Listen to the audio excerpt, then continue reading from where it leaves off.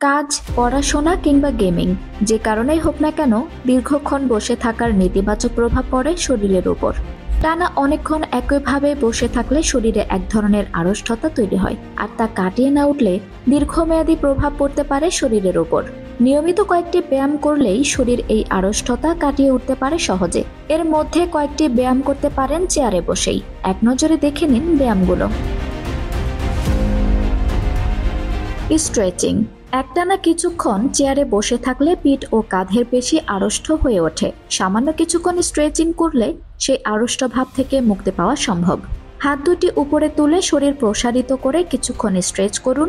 এরপর সামনের দিকে ঝুঁকে হ্যামস্ট্রিং ও মেরুদণ্ডের স্ট্রেচিং করে নিতে পারেন। কিছুক্ষণ বিরতি দিয়ে টানা 20 থেকে 30 সেকেন্ড ধরে স্ট্রেচিং করতে পারেন।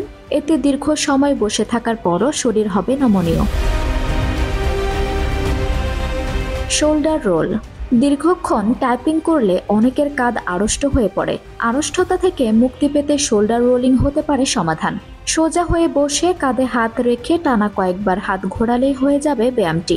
প্রথমে কিছুক্ষণ ঘড়ির কাঁটার দিকে ঘোরানোর পর উল্টো দিকে অর্থাৎ ঘড়ির কাঁটার বিপরীত দিকে ঘোরান।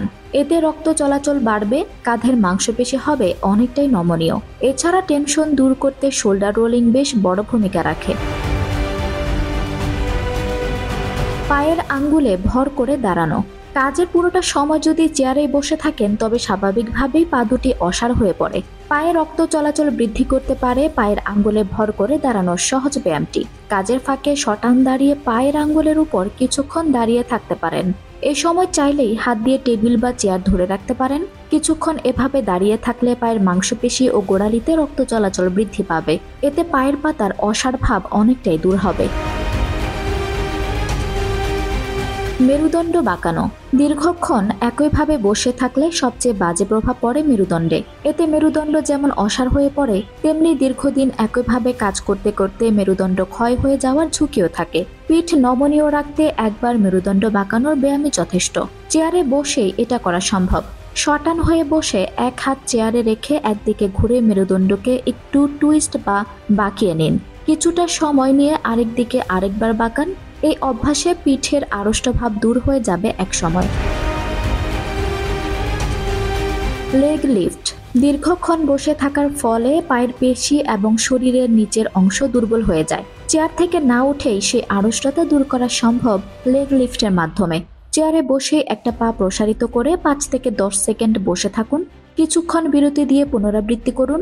কিছুক্ষণ বিরতি দিয়ে ব্যায়ামটি করলে শরীরে রক্ত চলাচল বাড়বে।